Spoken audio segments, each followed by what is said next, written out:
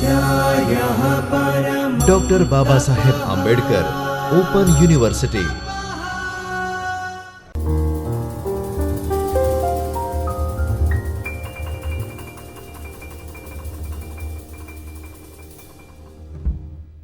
પદ સાધક પ્રત્યય શું હોય છે?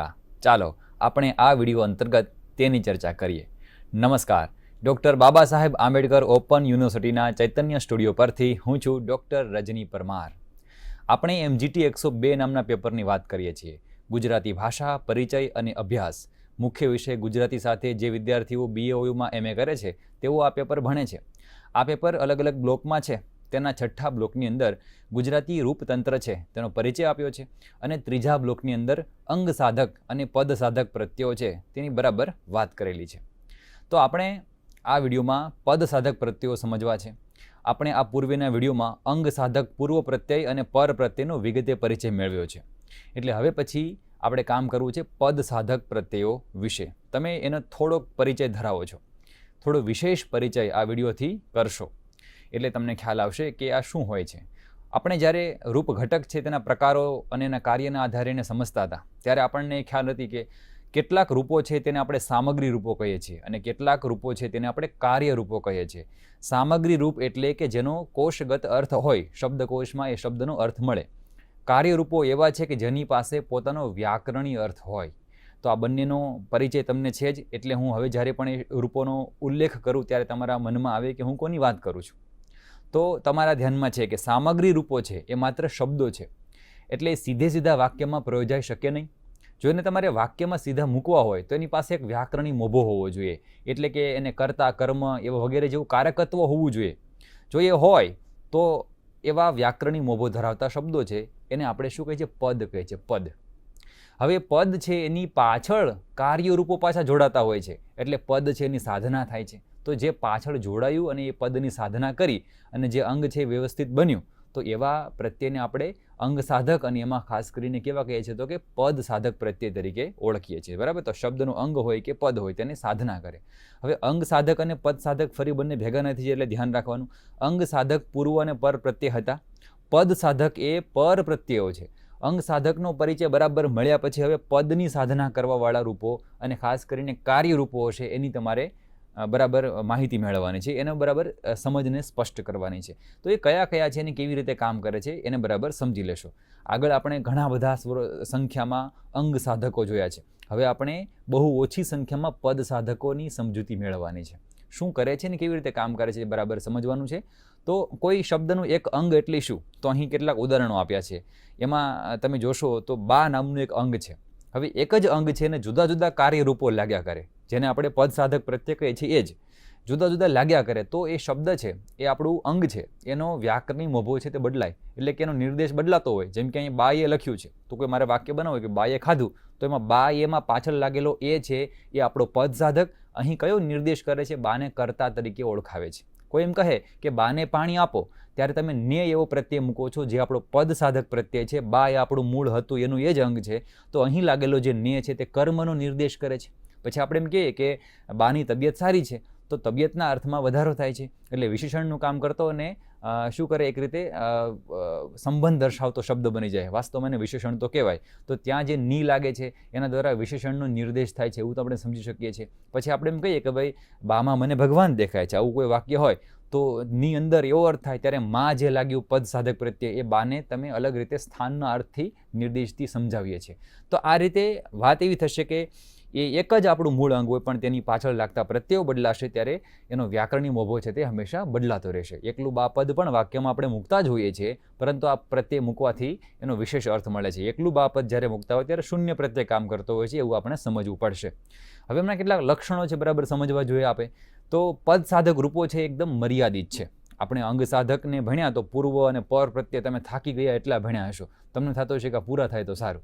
પણ અહીંયા એવું નહીં થાય તમને, કારણ કે બહુ ઓછા છે એટલે મર્યાદિત છે, એની સંખ્યા એકદમ નિશ્ચિત છે, બહુ ઘણા બધા નથી. હવે એ છે એ સામગ્રી રૂપો છે, એને વ્યાકરણના માળખામાં રજૂ કરવાનું કામ કરે છે, આવું તમારા ધ્યાનમાં છે. હવે આ રૂપો છે જોડાતા સામગ્રી રૂપને કારકત્વ મળે છે, એટલે જે આખું રૂપ છે એ વાક્યમાં પ્રયોજવા યોગ્ય બને છે, એટલે કે પ્રવેશવા યોગ્ય બને છે એવું સમજવાનું કે એકલો જ્યારે શબ્દ વાક્યબદ્ધ ન થઈ શકતો ત્યારે આ લોકો એને કામ કરી અને એ રીતે એને ઓળખતા હોય, એટલા માટે આ બધા પદ સાધકો તરીકે ઓળખાય છે એવું સમજવાનું છે. અને વિભક્તિના પ્રત્યયો જેને આપણે કહીએ છીએ તે એક રીતે પદ સાધક પ્રત્યેનું કામ કરે છે એવું તમે યાદ રાખો તો પણ ઘણું ખરું સરળ થઈ જશે. બીજા પ્રત્યયોને પણ આપણે સમજવા છે.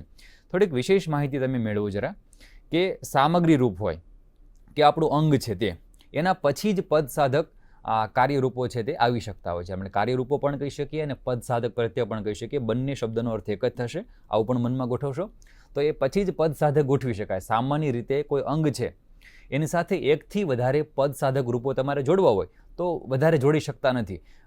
એક અપવાદ જેવું લાગે એવું છે કે તમારે જ્યારે કોઈ થી પ્રત્યે લગાવવાનો છે તો થીની આગળ એ અને માં પણ લાગતા હોય છે, એટલે એથી અને માંથી આવું રૂપ ભેગું આવે ત્યારે એ અને માં બંને શું થયા, થી અને માં બંને શું થયા તો કે પદ સાધકો થયા. હમણાં વાત કરું છું કે એકથી વધારે ન આવે, પણ અહીં આવે છે એનું કારણ એવું હોય છે કે તમારે વાક્યમાં કોઈ બનાવવું હોય, ભાઈ તેઓ ધાબેથી પડ્યા આવું વાક્ય બનાવવું હોય તો ધાબેથી શબ્દ બનાવવું ત્યારે એમાં એથી એવું પાછળ આવે તો શું થયું ત્યાં એ એટલા માટે આવ્યો પહેલાં તો ક્યાં હતા એ ખબર પડે, ધાબે હતા અને પછી કંઈક એવું કર્યું ને તો પડ્યા, તો થી પડ્યા તો થી જે છે એ છૂટા પડવાનો અર્થ બતાવે. એટલે એવા અર્થમાં જ્યારે સ્થાનનો નિર્દેશ કરવાનો હોય ત્યારે એથી અને માંથી આવે. આ સિવાય બે પ્રત્યય એક સાથે આવી શકતા નથી, એટલે એ સ્વતંત્ર રીતે કામ કરતા હોય એવા એક જ પ્રત્યયો છે જે છેલ્લે લાગે છે એ આપણે જોયું છે, બરાબર. એટલે એવું આપણે સમજવાનું સામાન્ય રીતે એક જ પદ સાધક પ્રત્યય લાગે એના પછી બીજા રૂપો એના પછી કોઈ જોડાતા નથી, નવા જોડી શકાતા નથી, એટલે એ આપણા માટે બંધ રચના છે. તો હવે ખુલ્લી રચના એટલે શું હોય તમને સમજાવ્યું છે કે આપણે જે અંગ સાધકો કહ્યા એ બધા કેવા હતા તો કે ખુલ્લી રચના હતી. એકથી વધારે અંગ સાધકો વચ્ચે ઉપર લાગ્યા કરીને એનું ભાષાને ફળદ્રુપતા વધારવાનું કામ કરતા હતા, એટલે આપણે એને ખુલ્લી રચના કીધી હતી. કોને?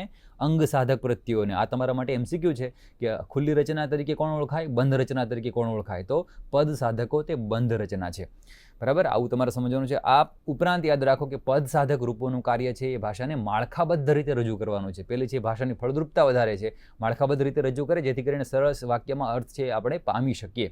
અંગ સાધક પ્રત્યય છે એ લાગ્યા બાદ પદ સાધક પ્રત્યય લાગે, આવું પણ તમારે યાદ રાખવાનું. એટલે અંગ સાધકો જે આપણે પૂર્વ અને પર પ્રત્યય ભણી ગયા એના પછી જો પ્રત્યય લગાવવાનો હોય તો પદ સાધક લાગે. પદ સાધક લાગ્યા પછી બીજા કોઈને મૂકવાના નથી. એક ઉદાહરણ અહીંયા લખ્યું છે એને સમજો કે રતાશ શબ્દ છે જે મૂળ રાતુ શબ્દ હોય તેની પાછળ આશ લાગે અને એમાં ફરી પાછું તમે ન લગાવો તો રતાશ ની એવું લાગે, તો એ ની છે એ આપણો પદ સાધક છે, આશ લાગી હોય તે અંગ સાધક છે, તો અંગ સાધક લાગ્યા પછી પદ સાધક લાગે. અંગ સાધક વત્તા પદ સાધક વત્તા કશું નહીં, કારણ કે એના પછી બીજું કશું લગાવવાનું નથી. તો આ રીતે પદ સાધક પ્રત્યયો શબ્દનો અંતિમ પ્રત્યય છે એવું યાદ રાખવાનું છે. એના પછી કોઈ બીજા નવા પ્રત્યયો મૂકી શકતા નથી.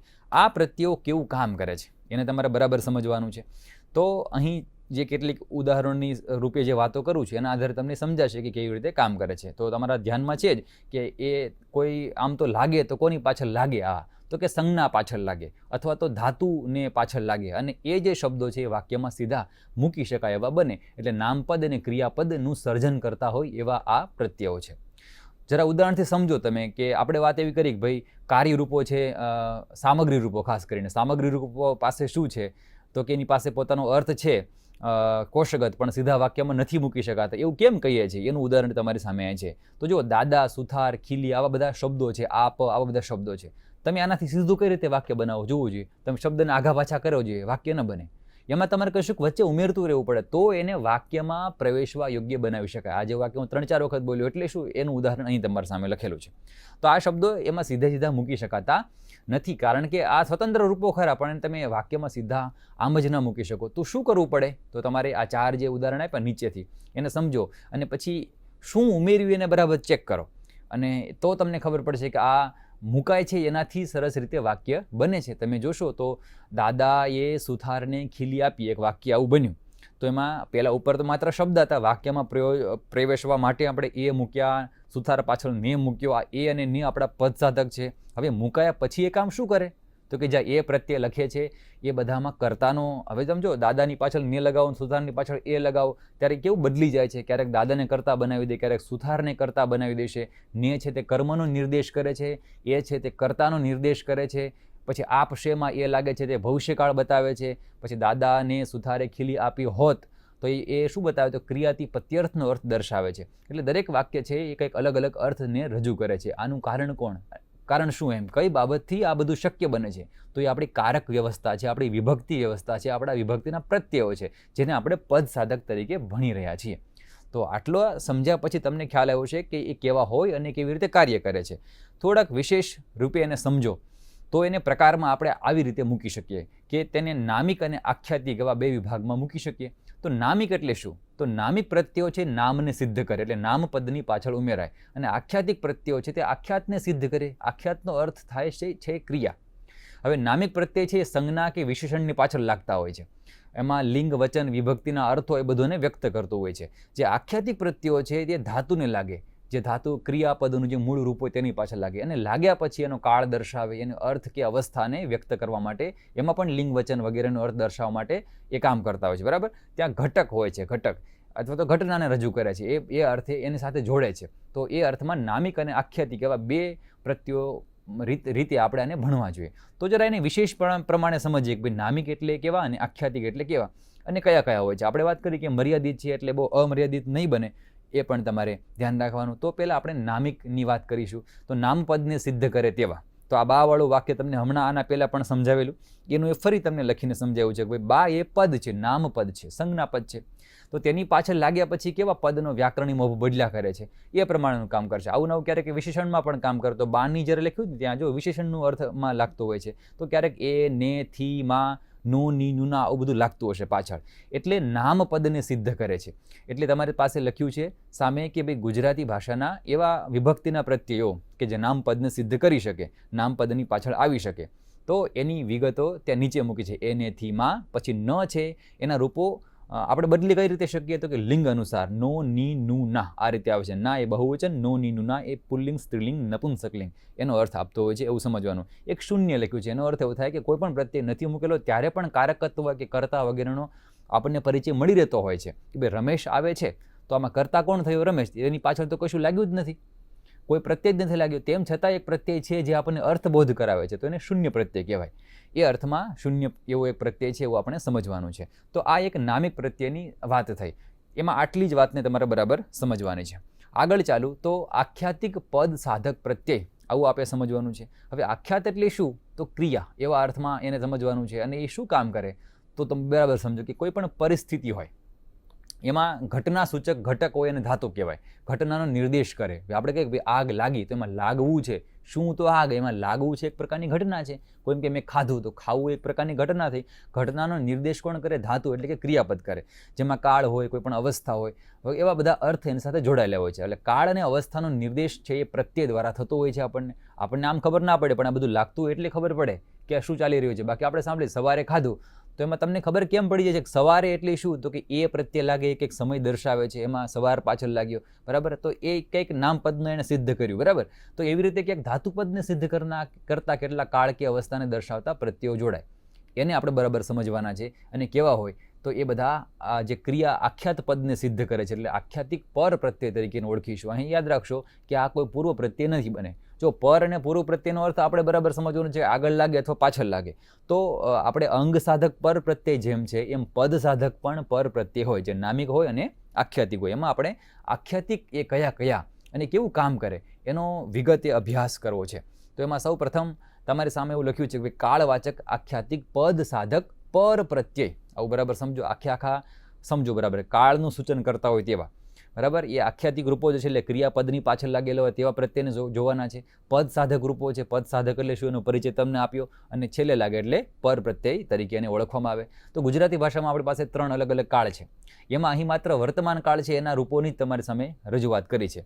તો પહેલાં પુરુષ લખ્યું એટલે અંગ્રેજીમાં જેમ first person, second person, third person કહેવાય, એમ અહીં અર્થમાં છે. સ્ત્રી પુરુષની વાત નથી એવું બરાબર સમજવાનું. એવા અર્થમાં મૂકેલું છે. પ્રથમ, દ્વિતીય અને તૃતીય આપણે જ્યારે વાત કરતા હોય ત્યારે એ પ્રમાણે બોલતા હોય છે. તો અહીં એકવચન અને બહુવચન કેવી રીતે થાય અને થયું છે તો એમાં ક્રિયાપદની પાછળ શું થયું છે એ ચેક કરો એટલે તમને ખબર પડે કે અહીં જે રીત છે એમાં તમને કાળ કઈ રીતે દર્શાવવામાં આવે છે એ તમને સમજાશે કે ભાઈ આના દ્વારા આ બતાવ્યું, આના દ્વારા આ બતાવવામાં આવ્યું છે. એટલે તમને ખ્યાલ આવશે કે જે ઉ પ્રત્યે લાગે તો એ ઉ પ્રત્યે આપણને પ્રથમ પુરુષ, બરાબર, જો પ્રથમ પુરુષ ક્યાં છે, એક વચન ક્યાં છે, તો એમાં લખું છુંમાં ઉ છે એનો નિર્દેશ કરે છે. ઈએ ઓ એ ક્યારે લાગે તો કે પ્રથમ પુરુષ આપણને બહુવચનમાં એ ઈએનો પ્રત્યે લાગે છે, એ બહુવચનનો નિર્દેશ કરે. ક્યાંક ઓ લાગ્યો છે, ઓ, તો એ ઓ તમે લખો છો, આપણે એવું કેવું હોય તો ક્યારે તો કે બીજો પુરુષ બહુવચન નિર્દેશ કરે છે. પછી લખે છે અને લખે છે એવું બે જગ્યાએ રહ્યું, 3 જગ્યાએ પણ તમને દેખાશે. તો એ તમને બીજો ત્રીજા પુરુષ એક વચનમાં અને ત્રીજો પુરુષ બહુવચનમાં પણ એ પ્રત્યેનો નિર્દેશ થાય છે. એટલે એકને એક પ્રત્યે 2-3 કામ પણ કરતો હશે, તમને સમજાશે. તો એ કયા પ્રત્યેથી કઈ રીતે કામ લઈ શકાય એની આ વાત તમારી સામે મૂકેલી છે. એટલે તમે કાળને અર્થમાં જુઓ અને આવી રીતે કોઈ કાળને લો ને એની 3 અલગ અલગ અવસ્થા જુઓ, પ્રથમ પુરુષ, દ્વિતીય પુરુષ અને તૃતીય પુરુષ એ અર્થમાં, તો તમને ક્યાંક ઉ પ્રત્યે મળે, ક્યાંક એ પ્રત્યે મળે, ક્યાંક ઓ પ્રત્યે મળે. તો એ લોકો આ બધા શું છે તો કે આપણા કાળવાચક આખ્યાતિક પદ સાધક શું છે, પર પ્રત્યય છે. એનો તમને પરિચય બરાબર મળ્યો હશે. ત્યાંથી થોડા આગળ ચાલો તો અહીંયા લખ્યું છે કે અવસ્થાવાચક આખ્યાતિક પદ સાધક પર પ્રત્યય. તો એ શું કામ કરે છે, કેવી રીતે કામ કરે છે એને પણ સમજો બરાબર. તો કોઈ પણ પરિસ્થિતિમાં ઘટના છે એ ક્યાંક થવાની તો હોય છે, ક્યાંક થઈ હોય છે, ક્યાંક થઈ રહી હોય છે. આવું 3માંથી એક તો હોવાનું ને. ક્યાંક વળી પૂરી પણ થઈ ગઈ હોય છે. આમ અલગ અલગ અવસ્થાઓ હોય અને અવસ્થા કહેવાય. ક્યાંક થઈ રહી છે, ક્યાંક થશે, ક્યાંક થઈ ગઈ છે. તો આવી અવસ્થાઓને વ્યાકરણની ભાષામાં આપણે શું કહીએ છીએ તો કે એ 3 છે ને, જો લખ્યું જ છે તમારી સામે કે ભાઈ થવાની હોય તો એને શું કહેવાય તો કે સંભવિત અવસ્થા કહેવાય, બરાબર. થઈ રહી હોય તો એને શું કહેવાય તો કે જે અપૂર્ણ અવસ્થા, જે પૂરી થઈ નથી. અને પૂરી થઈ ગઈ તો એને શું કહેવાય તો એને પૂર્ણાવસ્થા તરીકે ઓળખવામાં આવે. હવે એમને દર્શાવવા માટે આપણે જે ધાતુ હોય, આપણે વાત કરીએ ને આખ્યાતિક પ્રત્યયોની, તો ધાતુની ચોક્કસ પ્રકારના પ્રત્યય લાગે. જેમ કે ત જુઓ, પ્રથમ પ્રત્યય છે એ લાગે તો અપૂર્ણ અવસ્થા આવે, ત જ્યાં લાગ્યું હોય ત્યાં, બરાબર. પછી ક્યારેક ભૂતકાલીન આદત દર્શાવી હોય ત્યારે પણ ત લાગે. તો અહીં જો કોઈ ઉદાહરણ આપણે લખીએ, થોડાક લખ્યા છે, થોડાક હું બોલું. જેમ કે બોલતો શબ્દ હોય તો બોલતોમાં હજી બોલી રહ્યો છે એવું ખબર પડે, હજી પૂરું થયું નથી, એટલે અપૂર્ણ અવસ્થા છે. તો એમાં ત છે એ આપણા માટે કેવો પ્રત્યય થયો, પદ સાધક પ્રત્યય થયો. કેવો, અવસ્થાવાચક આખ્યાતિક પદ સાધક પ્રત્યય. બરાબર, યાદ રાખો, દરેક શબ્દ કંઈક સમજાવી રહ્યા છે. એટલે બોલતો એ રીતે હતો હોય તો એમાં તો ભૂતકાળનો નિર્દેશ થયો એટલે પૂરું થઈ ગયું છે એવું દર્શાવે. તો એવું દર્શાવવા માટે ભૂતકાલીન આદત દર્શાવવા માટે પણ છે. તો હસતો હતો, દેખાતી હતી, આવું બધું બતાવવામાં આવે છે. બીજું પ્રત્યય તમે જોશો તો એમાં ય દેખાય. એ આપણને પૂર્ણ અવસ્થા બતાવે કે એ પૂરું થઈ ગયું. જેમ કે હસ્યો હતો તો હસવાનું પૂરું થઈ ગયું. પછી કહ્યું હોય એ કહેવાનું પૂરું થયું. જોયો હશે તો હશે એ ભવિષ્યકાળની વાત, કે અથવા તો આપણે એવું કહી શકીએ કે એમાં અનિશ્ચિતતા છે ક્રિયાની, પણ જોયો એટલે કે ભૂતકાળની વાત છે. તો ય પ્રત્યયથી આપણને ભૂતકાલીન પૂર્ણ ક્રિયાનો નિર્દેશ મળે છે. ક્યાંક એલ લાગે છે, એ પણ પૂર્ણાવસ્થા જ બતાવે છે. ય ન લાગે તો એલ લાગે, બરાબર. ક્યારેક એલ લાગે તો એ અર્થમાં આપણે કાપેલ એવો શબ્દ બોલીએ, કાપેલી બોલીએ, તૂટેલા બોલીએ, લખેલ, લખેલું, લખેલો, આવું બધું બોલતા હોય છે. એ પ્રમાણે આપણને ભૂતકાળની ક્રિયા મળે. એક ચોથો પ્રત્યય છે વાન, જે આપણને કેવી તો કે આ અપેક્ષિત અવસ્થા છે, સંભવિત અવસ્થા છે એને દર્શાવે છે કે આવું થશે એ અર્થ છે, પણ ન પણ થઈ શકે એવું પણ હોય એટલે સંભવિત અવસ્થા કહી શકાય. જમવાનો છું, નીકળવાની છું, નીકળવાનો છું આપણે બોલીએ એ અર્થમાં તમે એનો પ્રયોગ કરી શકો છો, બરાબર. તો આ થયા અવસ્થાવાચક આખ્યાતિક પદ સાધક એવા પ્રત્યયો કે જે 3 અલગ અલગ અવસ્થાને દર્શાવે છે, બરાબર. હવે અર્થવાચક આખ્યાતિક પદ સાધક પ્રત્યયો પણ હોય. એ કેવા હોય એને જરા અહીંથી તમે આ સ્લાઇડથી સમજી શકશો. તો એ અર્થવાચક આખ્યાતિક પદ સાધક જે પર પ્રત્યયો છે શું કરે તો કે ભાષક એટલે કે બોલનાર કોઈ પણ એ હંમેશા ચોક્કસ હેતુથી જ વાક્ય બોલશે. આમનામ તો કોઈ વાક્ય બોલી ન નાખે. મારે તમને કંઈક કહેવું છે ત્યારે કંઈક હેતુ રહેલો છે, તમે બોલો છો ત્યારે કંઈક હેતુ છે. તો વ્યાકરણમાં અને સંસ્કૃત પરંપરા અનુસાર આ હેતુ દર્શાવવા માટે આપણે અર્થ એવી પરિભાષા પ્રયોજીએ છીએ. અર્થ કે તમારો કહેવાનો અર્થ શું છે, આપણે બોલતા હોય ને, આપણે મતલબ કર્યા કરતા હોય છે. તો આ અર્થમાં નિર્દેશાર્થ હોય, ક્યારેક પ્રશ્ન પૂછવાનો અર્થ હોય, ક્યારેક વિદ્યાર્થ હોય, ક્યારેક આજ્ઞાનો અર્થ રહેલો. આ બધા અલગ અલગ અર્થ રહેલા હોય જ્યારે આપણે વાક્ય બોલીએ છીએ ત્યારે. તો એ દર્શાવવા માટે અલગ અલગ અર્થ દર્શાવવા માટે પણ પ્રત્યય હોય. એટલે પ્રત્યય લખેલો છે એટલે આવો અર્થ સમજવો એવું થાય, પણ આપણે તો સાંભળવાથી ટેવાયેલા છીએ ભાષા બોલવામાં, એટલે આપણે બોલ્યા કરીએ, આપણને ખબર ન પડે ક્યારે કયો અર્થ કામ કરે છે. પણ બધાને સમજાઈ જાય છે, ન સમજાય પૂછે મને ઘણું સમજાય છે એવી રીતે, કે મને નથી સમજાતું કોઈ પૂછશે. તો એ વ છે એ પ્રત્યયની સાથે કોઈ પણ લિંગ વચન જોડાય તો એમાં વિદ્યાર્થ બને. એ કેવી રીતે તો જુઓ કે ભાઈ ચાલ હોય તેની પાછળ વ લગાવો તો સીધો ચાલવું થાય, પણ લિંગ વચન તો ચાલવો, ચાલવી, ચાલવું આવું થાય. આપણે વ પ્રત્યયમાં ઉ લગાવીને જોઈએ તો ઉપાડ શબ્દ હોય તો ઉપાડ વ, ઉપાડ વો, ઉપાડ વુ આવું બને. સુધાર શબ્દ હોય તો સુધારવું કે સુધારવી બને. તો તો એનાથી આપણને વિદ્યાર્થનો અર્થ મળે. વથી કયો અર્થ મળે? વિદ્યાર્થ. પછી વા પ્રત્યે જોડાય, તેમાંથી લિંગ વચનનો જોડાય તો હેતુનો અર્થ મળે વા. શા માટે? જેમ કે હું લખવા આવ્યો, શા માટે? તો લખવા, બોલવા, દોડવા, ખાવા, પીવા, નાચવા, કૂદવા, આવું બને. ક્યારેક સાતત્ય દેખાડવું, ક્રિયા થઈ રહી છે આવું દર્શાવવા માટે યા પ્રત્યે લાગે, ક્યારેક એ પ્રત્યે લાગે. યા અથવા એ બેમાંથી કોઈ પણ એક વપરાય થઈ રહ્યા, બરાબર? એ ક્રિયા થઈ રહી છે. કઈ રીતે? તો કે હસ્યા કરવું તો એ ચાલે, બોલ્યા કરવું, ખાયા કરવું, નાચ્યા કરવું, મોબાઈલ જોયા કરવું, તો એ અર્થમાં યા પ્રત્યે લાગે છે. ક્યારેક એ પ્રત્યે લાગે છે. એનાથી શું થાય? તો જો એ પણ જો ઊંઘીએ જવું, આવું શબ્દ મળે આપણને, લખીએ જવું, તો એ ક્રિયાનું સાતત્ય દર્શાવવા માટે એ પ્રત્યયને ઉપયોગમાં લેવાતા હોય. એટલે એ પ્રત્યયો છે એને અર્થને આધારે જોવાય. તો અર્થ કયા એ તમારા સામે લખેલા છે, નિર્દેશાર્થ, પ્રશ્નાર્થ વગેરે તમારે અર્થ જોતા હોય તો એ પ્રમાણે આવા બધા પ્રત્યય લાગે. કયા કયા પ્રત્યય લાગે એની એક તમારી યાદી કરવાની છે, બીજું આમાં કશું હોતું નથી. આ પછીની જરા સ્લાઇડ જુઓ તો તમને પદ સંવાદના કેટલાક પ્રત્યય મળશે. પદ સંવાદનો અર્થ થાય કે તમે એક નામપદ મૂકો, પછી એમાં વિશેષણ મૂકો, તો એ વિશેષણને જે પ્રત્યય લાગે એ નામપદના આધારે લાગતો હોય છે. ક્રિયાપદ મૂકો તો એ નામપદના આધારે લેશે. તો કેવી રીતે પદોની વચ્ચે પદ સંવાદ સધાય છે એના ઉદાહરણો તમારી સામે અહીં મૂકેલા છે. તો એ બરાબર સમજશો. તો કે પીળા ફૂલો આવું લખેલું છે. તો ફૂલ છે એ શબ્દ નપુંસકલિંગ બહુવચન છે. તો એની આગળ પીળ એ એક મૂળ પદ લાગ્યું, તેની પાછળ આ કેમ લાગ્યું? તો કે એ ફૂલના બહુવચનને દર્શાવે ને ઉપર અનુસ્વાર છે એ નપુંસકલિંગને દર્શાવે છે, એટલા માટે. હવે એમાં એક જ હોત ફૂલ તો પીળું ફૂલ કહેત ને આપણે. ફૂલને કાઢી દો અને ત્યાં કોઈક વસ્ત્ર મૂકો તોય પીળું વસ્ત્ર જ આવશે. એનું કારણ શું? તો કે બંનેની લિંગ એક જ છે, પણ લિંગ બદલી દો તો, જેમ કે છોકરો પીળો પડી ગયો છે તો એને પીળું છોકરો એવું ના બને, પીળો છોકરો બને. તો આને પદ સંવાદ કહેવાય કે પાછળ જે વિશેષણ મૂકવું તેની પછીનું જે સંજ્ઞા પદ છે એમાં જે લિંગ હશે એનો જ પ્રત્યય કોણ લેશે? વિશેષણ લેશે. એટલે પદ સંવાદ થતું હોય. તો હું જરા ઉદાહરણ બદલી દઉં એટલે તમે જોશો કાળી ગાડી લખેલું છે. તો ગાડી શબ્દ સ્ત્રીલિંગ છે એટલે એમાં કાળી લખાયું છે, બરાબર? હવે છોકરો હોય તો કાળી છોકરો ના આવે તો કાળો છોકરો આવે પાછું. આને પદ સંવાદ કહેવાય. પદ સાથે બીજા પદનો સંવાદ રહેવો જોઈએ, હાર્મની રહેવી જોઈએ, તો આપણને ભાષાથી સાતત્યવાળી અને અર્થસભર લાગશે. નહીં તો ખબર જ નહીં પડે કોની ક્યાં વાત થઈ રહી છે. એટલે આપણી એટલી સરસ વ્યવસ્થા છે, જો તમે એકવાર એને સમજી લો તો ક્યારેય ભૂલાશે નહીં. એ બરાબર તમે જોશો તો વેલો શબ્દ છે પુલ્લિંગ છે, તો એમાં કડવો વેલો છે. હવે કારેલું હોય તો કડવું થઈ જાય પાછું, આવું થશે ને. તો એ જે રીતે શબ્દ છે એની પાછળ કયો પ્રત્યય લાગ્યો છે એની વાત છે. તમે જરાક આ વાતને આમ પણ સમજી શકશો. જે હું એક સાથે આગળની સ્લાઇડમાં હતું એ ભેગું ભેગું દેખાતું હતું, તમે રચનાને બરાબર સમજો. હવે આપણે આ વાત જે વિશેષણમાં કરીને એને ફરી આખ્યાતમાં સમજી લે, એટલે ફરી પાછી પૂર્વ સ્લાઇડ કરી છે. એટલે ક્રિયાપદની પાછળ લાગે છે. તો પીળા ફૂલો ચૂંટિયા એવો શબ્દ છે. તો પીળા તો સમજાયું, ચૂંટિયા કેમ થયું? ચૂંટિયું કેમ ના થયું? તો યું કરું તો એક જ વચન થઈ જાય, પણ પીળા એ બહુવચન, એટલે ક્રિયાપદમાં પણ આ અસર પડવાની છે. તો ગાડી ગઈ આવશે, બરાબર છે? હવે એમાં ગાડું હોય તો ગાડું ગયું આવે, એવી રીતે વેલો ઉગ્યું આવે, વેલ હોય તો વેલ ઉગીયું આવશે. એટલે હવે તમે આ સ્લાઇડને બરાબર ફરી સમજી શકશો કે એને પદ સંવાદ એટલે શું. હવે જે લાગ્યું ને પ્લસ કરીને જે પછી મૂક્યા ને એ તમારા શું થયા?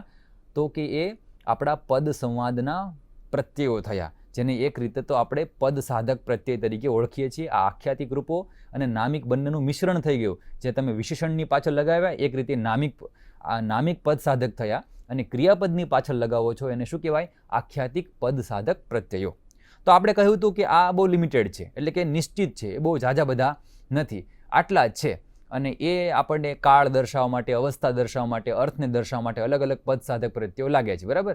અને એ ક્રિયાપદને અથવા તો નામપદને શું કરે? વાક્યમાં પ્રયોજવા યોગ્ય બનાવે છે, બરાબર? ઘણી નવી સંજ્ઞાઓ બનાવી દેશે, વિશેષણો બનાવી દેશે, સરસ સરસ ક્રિયાપદો બનાવશે, અને એમ કરીને ભાષા છે એને એકદમ સ્પષ્ટ કરશે, બરાબર? જે અંગ સાધક પ્રત્યયો આપણે જોયા એનાથી નવા નવા અંગો સધાતા હતા, બરાબર? તો આ પદ સાધક અને એનાથી ભાષાની ફળદ્રુપતા હોતી હતી. તો આ પદ સાધક પ્રત્યયો છે એ આપણને શું કરે છે? તો કે વાક્યને સરસ રીતે માળખાબદ્ધ કરી આપે છે, અને એ બહુ ભલે સીમિત છે પરંતુ એકદમ ચોટદાર અને ધારદાર કામ કરે છે, બરાબર? નામપદને નામપદની રચનામાં પ્રવેશવા માટે આ વિભક્તિના પ્રત્યયો બધા લાગ્યા, ધાતુને ક્રિયાપદની રચનામાં પ્રવેશવા માટે કાળ અર્થને વગેરેના પ્રત્યયો લાગ્યા, અને લિંગ વચન પદ સંવાદ કેટલું સરસ રીતે થઈ ગયું. આ બધું સરસ થયું એનું કામ છે આ પદ સાધક પ્રત્યયો. તો હવે તમારા મનમાં અંગ સાધક અને પદ સાધક છે એ પ્રત્યયો બરાબર ફિટ થયા છે, ગોઠવાઈ ગયા હશે. એટલે આશા છે કે તમને આટલું વ્યવસ્થિત રીતે સમજાઈ ગયું હશે.